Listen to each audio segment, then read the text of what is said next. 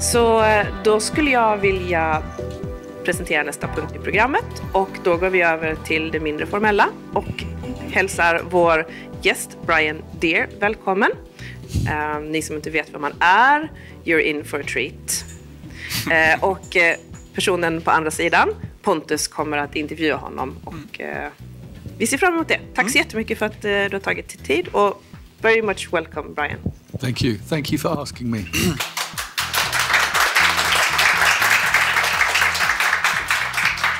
So, I think everybody here have heard about Andrew Wakefield and the fraudulent study that led people to believe that there was some link between the MMR vaccine and autism.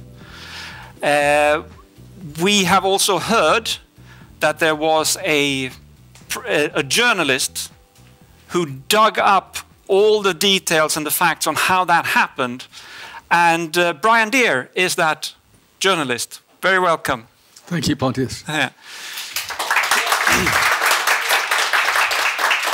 So this happened in the study was published, the so-called study I almost want to say, was published in 98 or 99? February 1998. Yeah.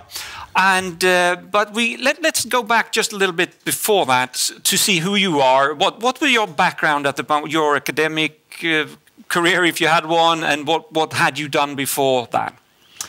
Well, I've been a journalist working with the Sunday Times of London since, well, the 1980s. I won't say which of the 1980s, but a long time doing public interest journalism.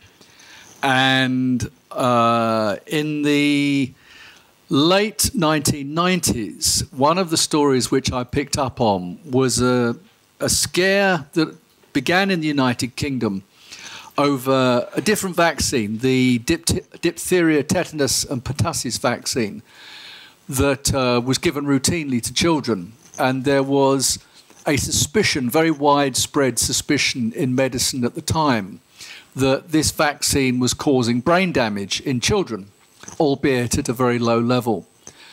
That idea was subsequently disproven, and a genetic background to the issues that were being identified was discovered. But I did a long investigation on that, and that led me to have some understanding of vaccine scares and to be aware of the evidential basis that had been put forward at that time to suspect this particular 3-in-1 vaccine against diphtheria, tetanus and pertussis. And vaccine scares begin in England. They've been beginning in England since smallpox vaccine was first developed in the UK right at the end of the 18th century, and into the 19th century there were scares over that. And so the diphtheria, tetanus and pertussis vaccine scare similarly spread out from England to the United States because of the language link, and from there to the rest of the world.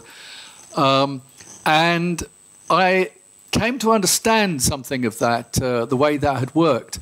But I said to myself, I'm not getting involved any further in vaccines because they are a very, very difficult area of science. I have no background in science or medicine. I studied philosophy, which gave me some grounding in critical thinking and the nature of evidence. So when Andrew Wakefield published his paper, which was in the Lancet Medical Journal in February 1998, I said to myself, I'm not going to get involved in this until in 2003, one of my editors asked me to look at this MMR vaccine issue, because at that time, vaccination rates with that vaccine had collapsed in Britain and we were facing outbreaks of measles. And even though I didn't want to get involved in it, I began what I thought was going to take a couple of weeks, and we published our first story in February 2004, and I've been involved in it ever since to this day in one way or another. Yes. So how much did you know about Andrew Wakefield at the time or in the beginning? Was he a famous person before he published this? No, he was effectively unknown until he published this paper. And when it was published, I remember on the day I looked at a newspaper and saw his claims, and again I said, I'm not getting involved in this, too complicated. But I could see even at that stage what it was he'd done because of my previous experience with vaccines. What do you mean? What had he done specifically?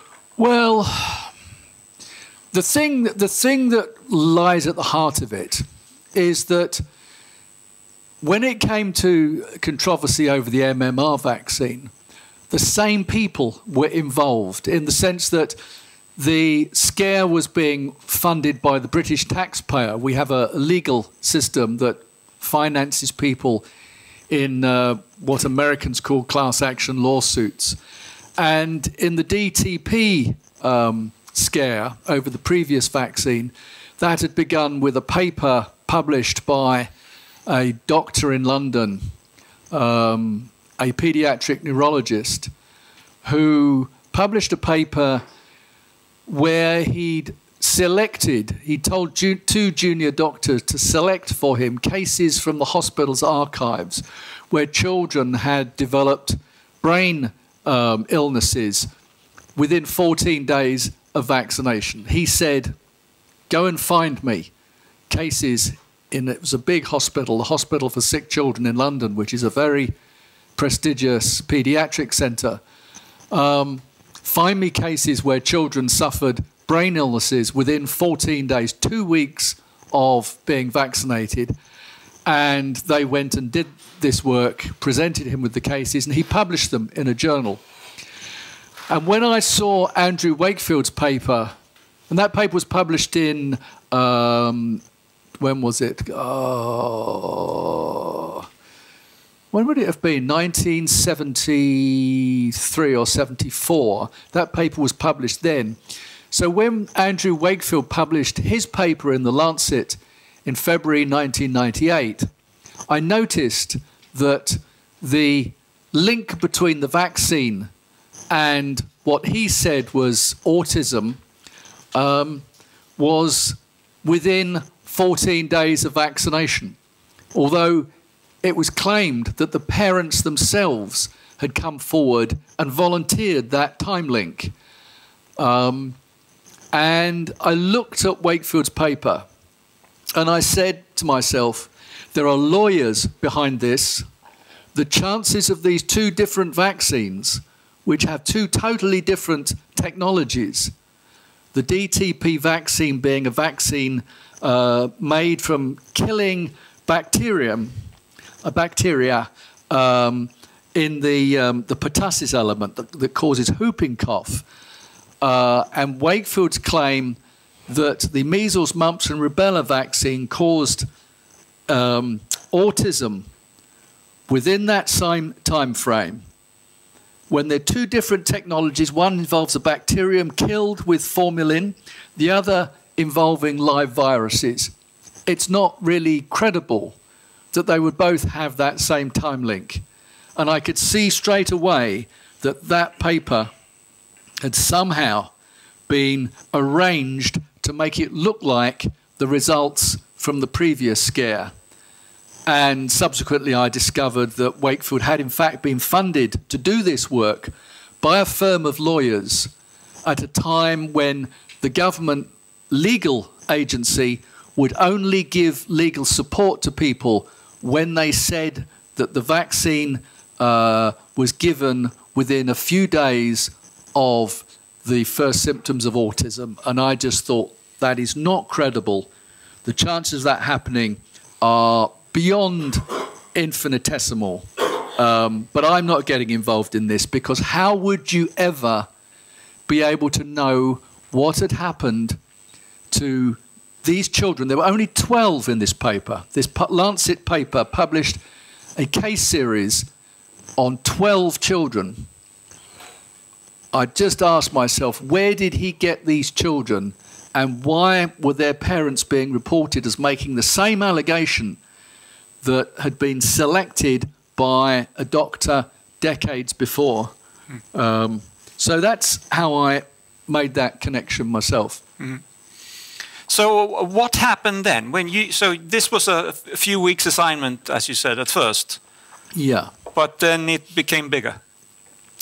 Well, when this man Wakefield had published his paper in February 1998, it wasn't just him involved. Firstly, he had 12 co-authors. He was given a press conference by the hospital and the medical school. The dean of the medical school introduced him to the media. He was published in The Lancet, the world's #2 general medical journal. And at that press conference where he introduced this paper, where they'd also created a 21-minute video for journalists and particularly broadcasters in order to spread this idea, where did he get those children, I asked myself, because he said at that press conference that parents should stop asking for the 3-in-1 measles, mumps and rubella vaccine and to ask for single vaccines instead. And within weeks of beginning that 2-week assignment, it already had stretched beyond 2 weeks, I discovered firstly that he was being paid by lawyers to make these claims. Secondly, that the children had been provided to him not as they appeared to be, just routine hospital patients turning up at the hospital where the parents said, oh, my child was developing perfectly normally, and within a few days of vaccination was showing the first symptoms of autism, which is a pretty extraordinary allegation when you think about it. And then I soon discovered that Wakefield had actually, months before this press conference, 8 months before this press conference, he'd filed for a patent on his own single measles vaccine, the very thing that he was saying that people should be asking for. He was being paid by a lawyer, the children being sent to him by an anti-vaccine group. They'd come to the hospital to make that allegation, and that he'd his own commercial ambitions that lay behind it.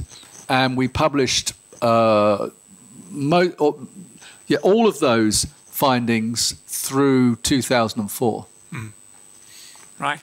So if this was the case, I mean, he should have disclosed, of course, that there were lawyers involved. He should have disclosed a lot of things before that, and also that he had his own vaccine in the works. How? I don't know if you know this, but why wasn't this picked up during the peer review process? Well, it goes to the heart, really, of something that I think is much bigger. People assume an Andrew Wakefield who has retaliated against my findings, which I will complete in explaining momentarily. He's responded with this barrage of lies, suggesting that I'm working with the pharmaceutical industry, that I made all this up, this is all a complete fabrication, that he's done nothing wrong at all, is rooted in the idea, as I think perhaps you probably have this idea as well, that somehow I'm motivated by concerns about vaccines, that I'm trying to encourage people to vaccinate, or that somehow I'm pro-vaccine. None of this is relevant. That's not what I was interested in the first place. What motivated me was my first investigation into the pharmaceutical industry in 1996, where I exposed an Australian scientist, well, he was a British scientist working in Australia, who had fabricated his findings on the oral contraceptive. There was a new generation of oral contraceptive that had been released about that time, and he'd fabricated safety studies. And I began with that. I was very, very interested in that, because when you have anonymized publication in journals, you don't really know whether those patients even existed, which was the case with the Australian fraud. So when you say, why wasn't it picked up in peer review is not a test of truth. When this book was in production, which I shall show you, my book. Absolutely. I phoned the publishing director and I said to him, how do you know it's true? And he said, well, we've had it peer reviewed. And I said to him, yes, but peer review is not a test of truth. Peer review is a test of plausibility. I might have been lying. How did he know that I wasn't lying? I might have made things up in it. And he said, well, we had it read by our editorial board or something. I said, well, how would they know? So what I got them to do was to get my publishers, which the American edition, this is the other edition, but the American edition, the first edition, or the prime edition, was published by Johns Hopkins University Press. Johns Hopkins being the world's premier research centre for medical research in the academic sector. They had every one of my footnotes. The original manuscript had 2,000 footnotes within it, and they checked every one against the documentation as a result of me saying to them, you need to check this. And yes, I knew in advance that even while the book was in preparation and ready to be printed, we got hit with a 46-page letter of lies and smears against me, making up all kinds of fantastic allegations to try and get Johns Hopkins not to publish the book. So the reason we know the book is true is because the facts have been checked. The peer reviewers didn't have access to the facts.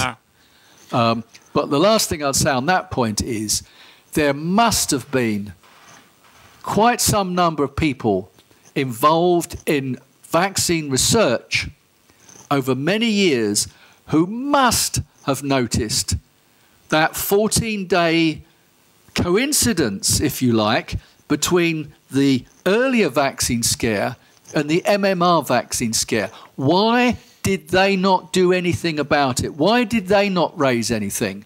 How come I, a graduate in philosophy with no training in medicine, formal training in medicine or science, I didn't know how to spell Crohn's disease. I mean, Wakefield talks a lot about Crohn's disease. I couldn't spell Crohn's disease when I first started this investigation. How come I did something about it and the medical establishment, the academic institutions and all the rest of it couldn't? And a simple answer to that is there were only two possibilities, that that paper was literally true or it was the most outrageous fraud you could ever imagine. And their attitude, the establishment attitude, is a chap would never do such a thing. Never do so. It couldn't be. And that was exactly the same case that was made about Britain's most famous forgery, which may have reached you over here, or some of you. It was a case of Piltdown Man. It was a faked accumulation of fossilized artifacts to create the impression that a missing link had been discovered between humans and apes. And it was the most outrageous forgery. Took the piece of skull from a human, a bit of jaw from an orangutan, from a chimpanzee, and a teeth from an orangutan, buried them in gravel near London, and then found them with more senior people standing around while he found them. And it was exactly the same thing. It's what Wakefield did. He took children, he took certain symptoms and certain parental allegations, mixed them together and published them. An outrageous, on-the-nose fraud, but the medical establishment was not emotionally capable of recognizing that such a thing could happen. And my motivation in all of this is precisely that. And I say in this book, right in the first chapter, the importance of this is not just about vaccinations, not about the safety of children, or all those things which are raised as being issues arising from this, but the question, if Andrew Wakefield could do what he did, and I show you in this book what he did, who else is out there doing what in science? Who else is doing it? Because it's easy. Fraud in science is easy, particularly in biomedical science. We're using anonymized clinical cases. That's always what interested me, and I have to say, in terms of drawing attention to that, getting the medical establishment to take notice of this, I have failed. Wow.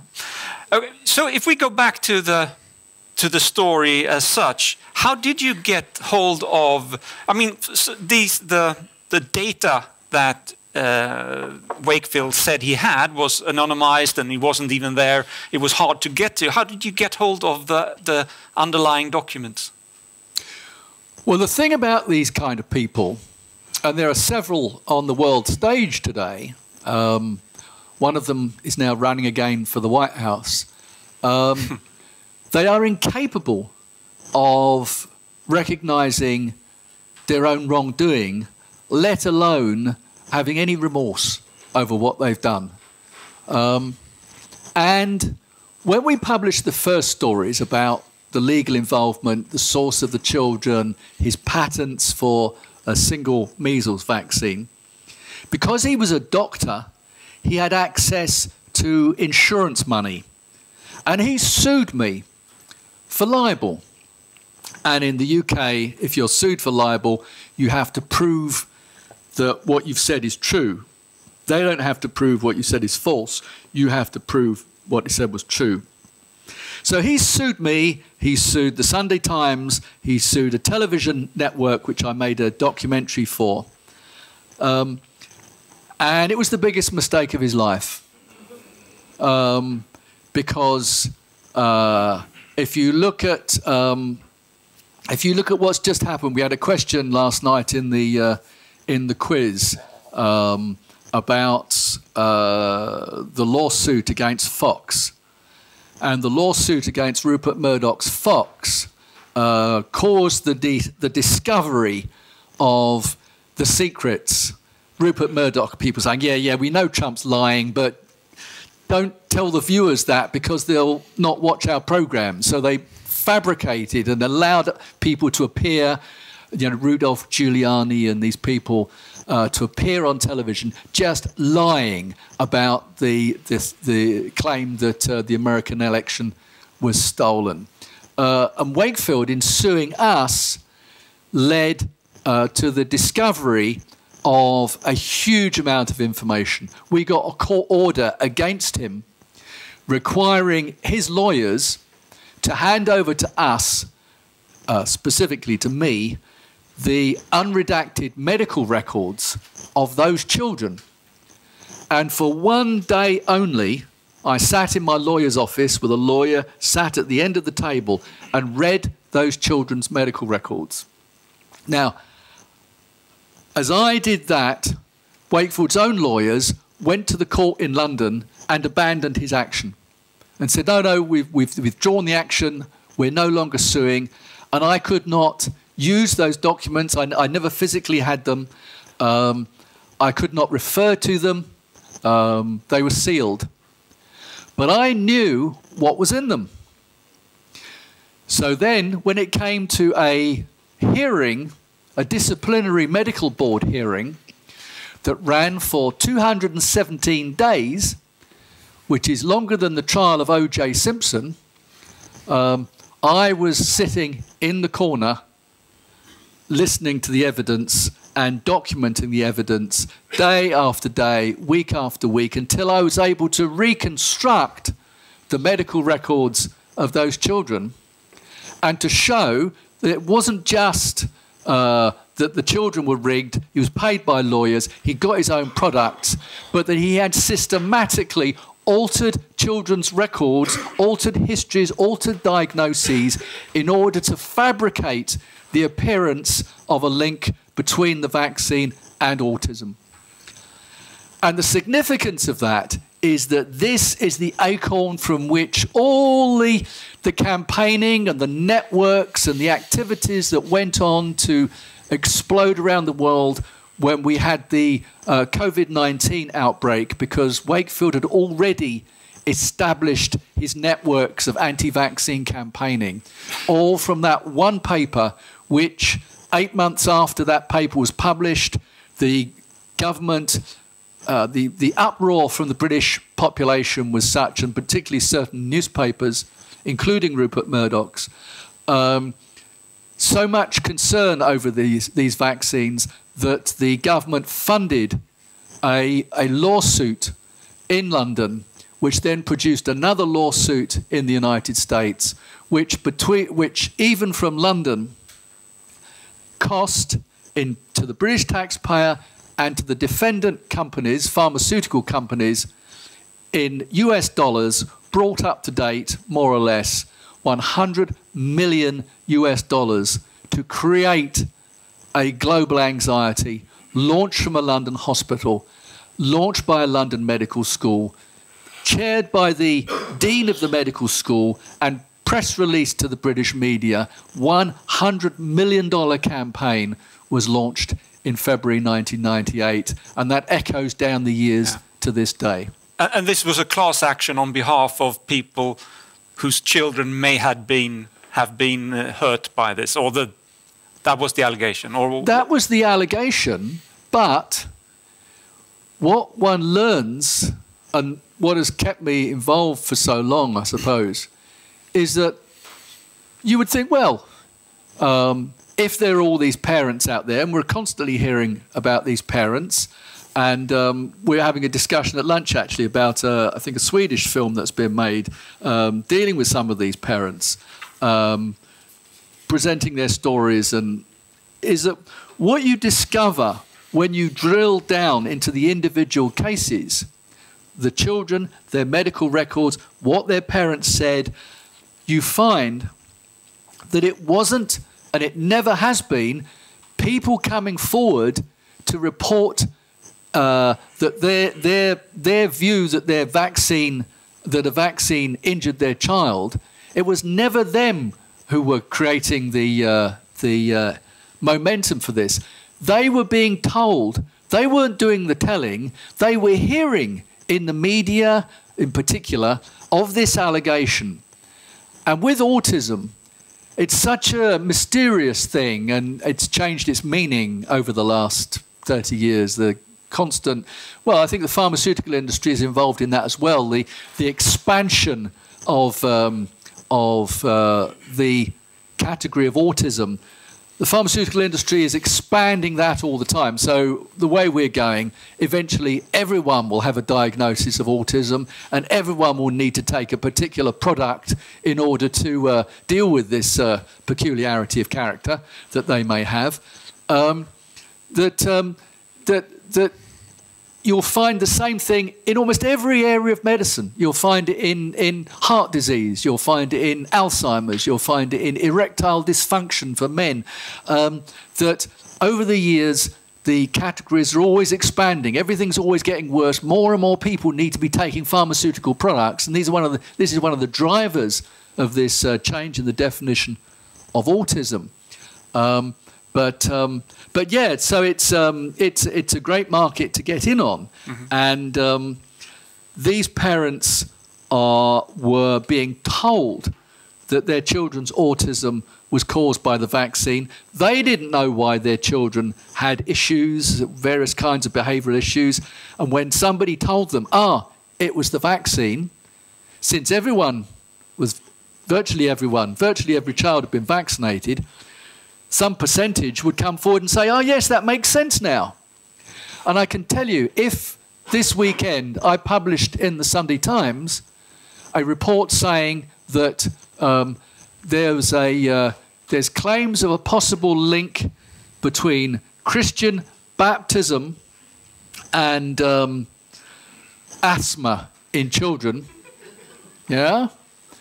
That night, there will be parents going through their children's records and going, yes, there, I see it. And they'll phone the lawyers. And the lawyers will get the case, put it in the media, and off you'd go. And you'd say, well, we can't be sure, but there's a Professor Schmeckelgruber thinks it may be something to do with the marble in the Christian fonts that is leading to asthma. That would take off. Yeah, and I think that's quite natural. I mean, as a parent myself, if I had somebody told me that my child had been hurt by something, I would probably do the same thing. So it's very easy to get people behind things like that. So just to finish off, I don't know if you say Andrew Wakefield is finished, but eventually he lost his medical license. Yes. Yes. He lost his license to practice medicine, and his paper in the Lancet was retracted.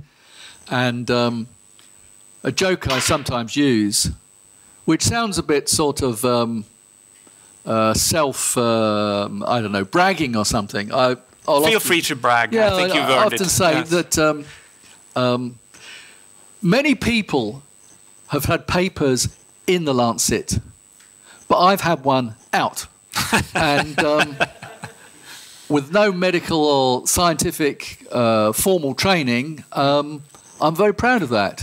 And but as I say, my motive, the driving force behind it, wasn't about persuading people to vaccinate or to be pro-vaccine or to highlight the problems of measles, although all those things are in play. It was really about getting to the mysteries of a problem in science, which is that fraud and misconduct is a lot wider than people think, and the journals and the colleges of science don't want to hear about it. They just don't want to know.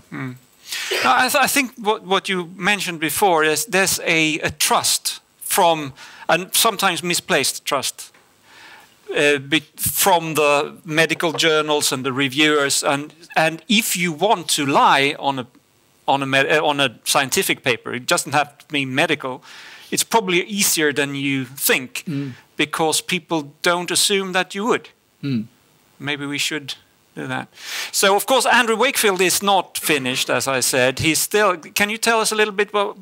First of all, it took a while before everything was revealed. It was in 2011 when we really the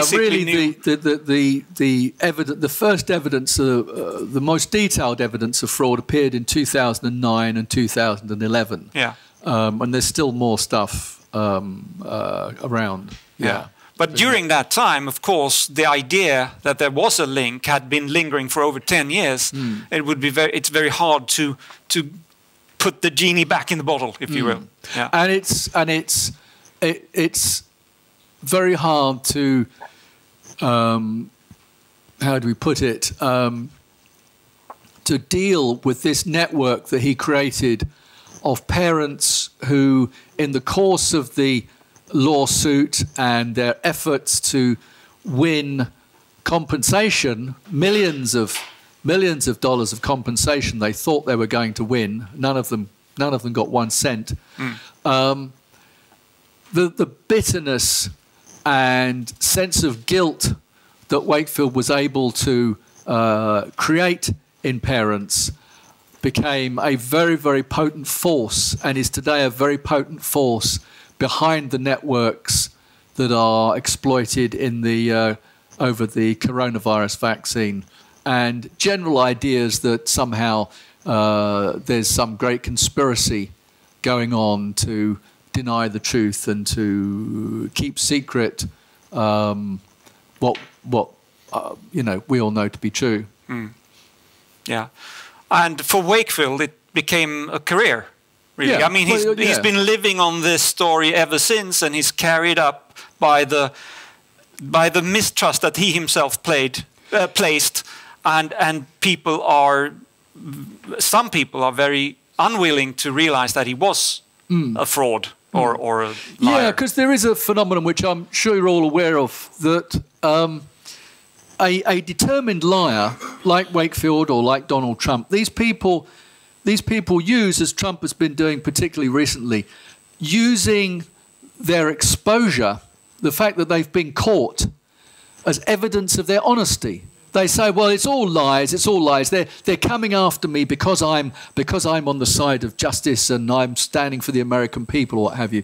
So it's like the old, what I understand to be practice in the sport of judo, is you take the force of the oncoming the opponent, your opponent, and use it against them. But Wakefield was always, since at least 2001, before I ever became involved, was always on a path to glory over this. Yes? Can we ask questions? Yeah, yes, please, go ahead. But you should use the microphone. Oh, darn. Where is it? I didn't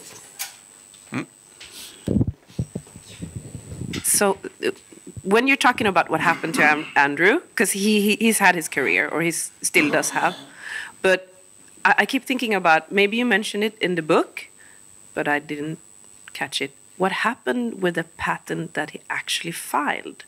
Because that sort of makes him a part of Big Pharma, and what would his anti-vax tail think about that patent? Yeah, well, it was the thing is, it was completely crazy. I mean, you'd only have to put it in front of any biomedical scientist, and they'd kind of go through it and say, well, this is ridiculous. What it was, I mean, I don't know if you, I'm sure it's been shown in Sweden in the appropriate translation. A film by, who made it? Called The Producers. What's his name? Mel Brooks? Mel Brooks' Producers. And the premise of Mel Brooks' Producers is that if you make a very, very bad Broadway musical, a musical that flops, you can make more money than a musical that succeeds. And the method there was, well, you swindle little old ladies for their savings, and you get 50 little old ladies to invest 50% of the production costs. It was very much like The Producers.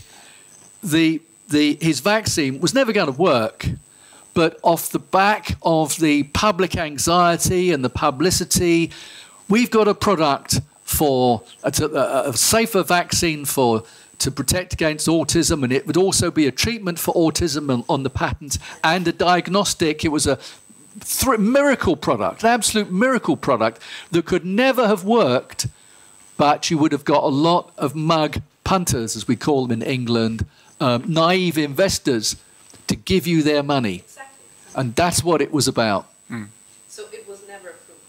No, it could never have worked. But you wouldn't know that. If you were a mother of a child with autism and you'd started campaigning and your hero said, now we've got, this, you'd send him your money. And that was the idea. But he was stopped. He was stopped from doing that by somebody at the hospital where he worked. Who knew more about these things than I could ever. And he just said, this is a scam. I'm very curious what your opinion is about Richard Horton, the editor of The Lancet. I do believe, please correct me if I'm wrong, that you actually met with a lot of resistance from The Lancet initially. Please elaborate on that. Yes, when right at the beginning in February of 2004, when we were about to publish the first Sunday Times report, just dealing with the involvement of the lawyer and the source of the children, I was told by the editor of the Sunday Times, you've got to make sure you've got this right. You've got to go to God, speak to God about this. So I arranged a meeting with the editor of The Lancet, which took place on a Wednesday. We were due to publish on a Sunday, and then the following Sunday. And I told him about the source of the children and the legal money and all of this. And there were 8 of the Lancet's editors there, including Richard Horton, the chief editor, making notes. And And what they did is they announced their denial of what we'd found on the Friday afternoon to try and head off our story, to try and stop anyone taking any notice. But he made a terrible mistake, because it's traditional in British politics. If you want to release a story to minimise its publicity, you release it on a Friday afternoon. For technical reasons, you release it on a Friday afternoon. And Wakefield, right from the beginning, had professional publicists working for him. And so they released on a Friday afternoon a denial of my material, what we'd found. What they didn't realise was that, well, they must have been aware of this aspect. The Sunday Times was, and still is, by far the most influential newspaper in Britain. We have Sunday papers that appear on just a Sunday. It's during the week, 6 days a week at the moment, the Times publishes, and on the Sunday, the Sunday Times publishes. And the Sunday Times at that time sold 1.4 million copies. So all the other newspapers and TV stations knew what was going to be on the front page of the Sunday Times. They knew that on a Friday. So they all ran the story on the Saturday, on the Friday night and the Saturday. So we'd done all this work. So then we ran it again, saying, now we reveal the full story, which wasn't, but it was just a way of telling the same story again that everyone else had already told. And there was just this massive eruption in the British media, because nobody knew that this man, who claimed to be he said that it was his moral duty to call on parents to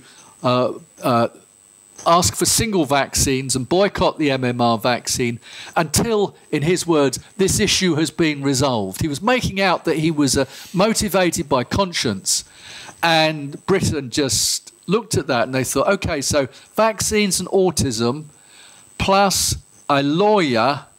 Now I get it. And they got it, and everyone got it. And from that point, the vaccination rates with MMR, which have been, I should have done it this way, which have been going down and down and down and down. From that day, they stabilised and went up and up and up and up until they got back to where they were before Wakefield ever did this thing. So Richard Horton made a big mistake in trying to cover up for Wakefield. Yeah. I wonder how, well, I've never been the chief editor for such a magazine or journal. I wonder how he thought they would get away with it. Wouldn't it be better, I don't know, this is just hypothetical, wouldn't it be better to say, we were fooled as well? They could have played it the other way around, and they could have pointed at Andrew Wakefield and say, because they must have realized at the time that they were in the wrong, right? Well, Richard Horton, the editor, did say, we were deceived. We were deceived. The only thing is, it took him another 6 years before he would say it. It took 6 years to prepare the General Medical Council, the British Medical Board, with its 217-day hearing to confirm that everything we'd said in the first place was true. And then the editor said, oh yes, we were deceived, and then under the carpet. Well, apart from Wakefield, you told us that there was another dozen authors on this article. Whatever happened to them? They had no idea. They had no idea. They didn't even know which child was which. Now, I'll tell you this, to give you an example of the involvement of the other authors. This paper was 5 pages, 4,000 words. And on the front, the very first page, it said that these children had been diagnosed, their neurological status, their behavioural status had been diagnosed. It was directing one to a footnote to the Diagnostic and Statistical Manual of the American Psychiatric Association, 4th revision, DSM-4. Yeah? But on the front of the Lancet paper, it said that they were assessed against HMS4 criteria. Right? Now, all the authors saw that. HMS in Britain means, when we had a queen, Her Majesty's ship. Yeah? Nobody even noticed that the children were diagnosed against the criteria of a ship. Yeah? They didn't know which child was which. They were just glad to have their names on a paper in the Lancet, because having your name on a paper in the Lancet is a big career advancing proposition, especially if you're involved in clinical medicine. They didn't know which child was which. The chief pathologist who was involved in it denied that the children, one of the things that Wakefield claimed was that the children had a bowel disease. The pathologist involved denied this, but she shut her mouth. Originally, she wasn't even granted authorship. She challenged, when she saw the paper without her name on it, she said, well, I don't remember these children having what he called enterocolitis, inflammation of the large and small. And small intestine. I don't remember that. So they gave her authorship, and she withdrew her objection. There's another author, even today, more than a decade after the paper has been retracted, he still has this paper on his resume, by which he's selling medical advice to parents of children, just to have their name on. They did not give a damn what that paper said.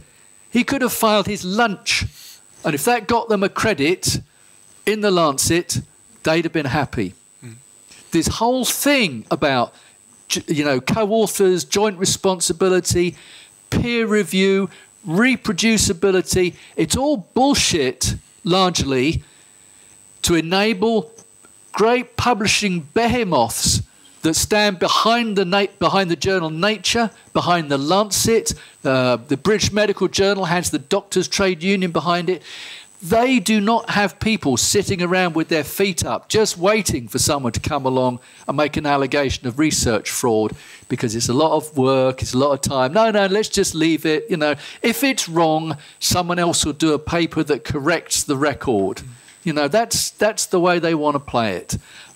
They just do not want to hear about these things. Those authors did not want to know about, and just like the chief pathologist challenged what was in the paper, the only psychiatrist should have been a pediatric neurologist, but it was a psychiatrist who did some of the psychiatric diagnoses.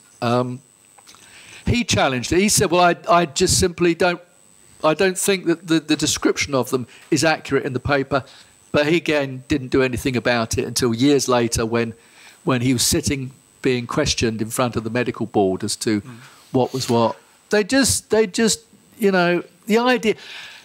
I get invited to do a lot of things, and one of the things I got invited to do was to write a piece for Nature about all this. And I said, what needs to be done is in every country for there to be inspections of laboratories, potential inspections, so that you could potentially find yourself inspected. If you run a lab, of being inspected by an outside agency. Schools have it. In the UK, schools have it. Prisons have it. All kinds of institutions have it. Restaurants. If you're running a restaurant in the UK, you could be sitting there frying up your burgers, and a public health inspector will come and check what's going on, what the food and what the temperatures are and all that kind of stuff. And I said that in this Nature piece, yeah? The editor, not the top editor, but the commissioning editor, he said, we can't print this. And I said, well, why not? He said, well, because it says that there's no more reason to assume that scientists are more honest than restaurant managers. We can't say that. We're the house magazine of science. And they killed it. Then, when it came to the COVID pandemic, And because I knew a bit about the polymerase chain reaction and a lot of the issues and vaccines and this kind of stuff, the British Medical Journal asked me to write a piece. And I began, if not now, then when? Basically saying science needs to be tightened up now. The public is entitled to have trust in what is being published. So I'm saying, if not now, with this huge global pandemic, if not now, then when? And the British Medical Journal came back to me and said, we can't print this. We need something more nuanced, more subtle. And they wouldn't print it either. Mm. So this is where you, in the start of this, you said something that a lot of people, probably including myself and people here, we're missing the point with this. So this book, The Doctor Who Fooled the World, let's market it a little bit, buy it, read it. The point is not... Buy two for your friends. But the point is not, or there's a point, of course, about vaccines and stuff, but the one big point is that we need to look at the system itself and how do peer review work, how do science work in general.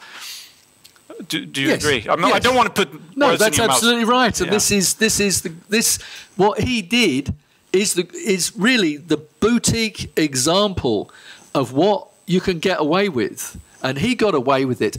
The only reason he was caught, the bottom line of why he was caught, was that he picked on an area of science that was of such immediate and personal interest to families and therefore the readers of the Sunday Times, that I could be financed over... Just to get the first story out was 4 months' work. Today, I mean, I don't know how many journalists ever would get to spend 4 months on a story, but that's why he got caught. If he was doing this in an area like heart disease or Alzheimer's or anything, well, maybe Alzheimer's, yeah, maybe Alzheimer's is getting a bit near the knuckle, but most areas of science, no journalist would ever get supported to go after what had happened. And that's the reason he was caught. I mean, even the one I did in 1986 about the guy who faked his work on the contraceptive pill, that was over in about 2 months, one of which required me to go to Australia, which was quite nice. So that's the only reason he got caught. So think about all the other areas of medicine, all the other areas of science, where people are just... There's a woman called Elizabeth Bick. I think she's a molecular scientist of some kind. And she finds fraud in research just about every day of the week, just by looking at the images in biomedical publishing. And image manipulation is now very easily detected. What I was able to do was something different, not looking at the page itself, but going around the back of it and identifying the individual patients, what was wrong with them, what wasn't wrong with them, when they were diagnosed, what the diagnosis was, and all the blood tests and everything for each of those children, an almost impossible task. And I thought initially it would be an impossible task. But no one has ever done that before. Yeah. Right. My name is Dan Larhammer, and I've been telling my students in medicine and biomedicine about your achievements for 10 years or so. Thank you. I have a question about what happened to the others around Wakefield, the dean, the lawyer, the leadership of the hospital. Were there any consequences for them? Not yet, no. But, watch this space, because assuming I don't die before them, they'll be in your faces in due course, because it wasn't just him, it required other people's involvement. Watch this space. Mm-hmm. Then again, I want to do a little bit of a commercial here. The Doctor Who Fooled the World, it's available in English, it's available on Kindle. Yeah, the easiest way to get it is from Amazon, where if you order one, you can give it a 5-star review when you get through it, and it's quite easy. It's not a technical scientific book. I think you'll find there's a bit of a bit of a story there. Yeah. I also think it's available in Polish and French. If unfortunately, not in Swedish. Not yet. in Swedish. No. We've sold it in China. Okay, so that good. should make a difference. All right. But Brian, dear, thank you very much for your Pleasure. time. Thank you. Thank you.